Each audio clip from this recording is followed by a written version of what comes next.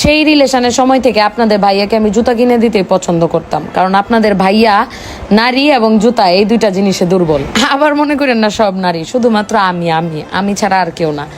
So নারী, গাড়ি, জুতা আপনাদের ভাইয়ের সবচেয়ে পছন্দ। এই যে জুতাগুলো দেখতেছেন, এখানে অনেক ডিজাইনের জুতা আছে, অনেক প্যাটার্নের জুতা আছে, যেই জুতাগুলো দেখতে আউটলুক অনেক সুন্দর, কিন্তু আপনাদের ভাইয়া অনেক বেছে বেছে জুতা পছন্দ করে। এমনও আছে যে সে অনেক টাকা দিয়ে জুতা কিনছে, বাট সেটা একদিনও সে পরতে পারে না। এটার একটা রিজন আছে, এটা আপনাদেরকে আমি কখনোই বলি না। ওর আসলে হিপ জয়েন্টে একটা ফ্র্যাকচার হয়েছে। সে 2013 সালে বাইক অ্যাক্সিডেন্ট করে ওর কিন্তু মানে যে কোমর থেকে একদম পা পর্যন্ত 56টা সেলাই করা, এবং ওর কিন্তু রড দেওয়া একটা পায়ে। সেই জন্য ও জুতা খুব বেছে বেছে পরে, কারণ সব জুতাতেই সে কমফোর্টলি হাঁটতেও পারে না। আবার অনেক জুতা আছে যদি সোলটা অনেক শক্ত হয় তাহলে তার পায়ে অনেক ব্যথা লাগে।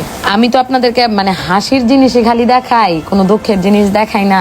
এই জন্য সবাই মনে করেন মনে হয় জীবন একদম সরল রেখা, কিন্তু আসলে না। পৃথিবীতে যারা আছে, মানে যত মানুষই থাক না কেন, কেউ যদি বলে আমি 100% সুখী, আসলে না।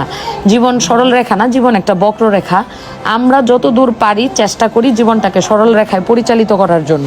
সো এই তো ঈদের আগে আপনাদের ভাইয়াকে নিয়ে চলে গেছিলাম যে ওর যেটা জুতা পছন্দ সেটা কিনে দেওয়ার জন্য। আমি সবসময় ওরে জুতা কিনে দিই, আমি আগে ওরে জুতা কিনে দিতাম। একবার ওর বার্থডেতে আমি ওকে 40 না 45 হাজার টাকার জুতা কিনে দিছিলাম। সেইটাও মনে হয় 6-7 বছর আগে, তখন আমি ভার্সিটিতে পড়ি। আর এখন হচ্ছে যখন ওর জুতার দিকে নিয়ে যাই, মানে ও বেছে বেছে পছন্দ করে, তারপরে আমি ওকে জুতাটা গিফট করি। আমারও খুব ভালো লাগে যে মানে ওর পছন্দের কোনো জিনিস, একান্ত পছন্দের জিনিস আমি ওরে দিতে পারলে। সো ওরে জুতা কিনে দিতে গেছি, সে উল্টা আমারে জুতা কিনে দেয়। তো আমি আরেক জোড়া জুতা নিলাম, কি করব বলেন। পরে ওরে বললাম যে তুমি জুতা নেও, আমি নিব না। বলে না, তুমি একটা নেও। এই জুতাটা আমি গত বছরও পরছি, এই বছর আবার একটা নতুন কিনছি। আমার এই শুটা অনেক পছন্দ। সো আমি কিনতে যাব জুতা, আর আমার শাশুড়ি মার জন্য কিনবো না, তা কি হয়? মানে আমি যখন জুতা আমারও কিনে দিল, আমি বললাম আমি তাহলে মার জন্য একটা জুতা নিবো। ও বললো ঠিক আছে, আম্মুর জন্য নেও। আমি যখনই যা কিছু কিনতে যাই আমার শাশুড়ির জন্য একটা কিনি, কারণ আমার মায়া লাগে। আগে যখন আমি আমার মার সাথে থাকতাম, ধরেন যে বিয়ের আগ পর্যন্ত আর কি, আমি কিছু কিনলে আমার আম্মুর জন্য কিনতাম, মানে এরকমই আসলে সম্পর্কগুলা। এখন শাশুড়ি মার জন্য কিনি। পরে আপনাদের ভাইয়া পছন্দ মতো ওর জুতা যেটা পছন্দ হয়েছে নিছে। আমি আবার আমার জুতা নেওয়ার পর ওরা বললাম যে আরো কিছু নিবা, ও বলে না। আবার আমরা বেল্টও কিনি ওইখান থেকে। পরে দুজনে খুনছুটি করতেছিলাম, মানে ওর জুতা এনে দিচ্ছিল। এমনও হয়েছে আপনাদের ভাইয়ের হিস্ট্রি আছে, এখান থেকে ধরেন জুতা নিয়ে বাসায় গেছি, 2 দিন পরে দেখে পা ব্যথা করে, তারপরে আর তারে আমি ওই জুতা কোনোদিন পরাইতে পারি না, ওইভাবে ইনটেকি রয়ে গেছে।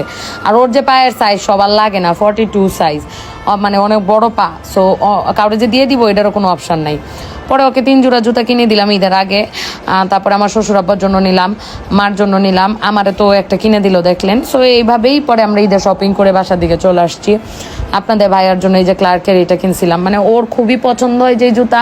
সেই জুতাটাকে সে অনেকবার ট্রায়াল দিয়ে হেঁটে ঠিকঠাক মতো হয় কিনা, পায়ের ওই জয়েন্টে ব্যথা করে কিনা। সো সবাই দোয়া করবেন আপনাদের ভাইয়ের জন্য। সামনে ওর একটা বড় অপারেশন আছে, এই রড খুলতে হবে আর কি। আল্লাহ ভরসা।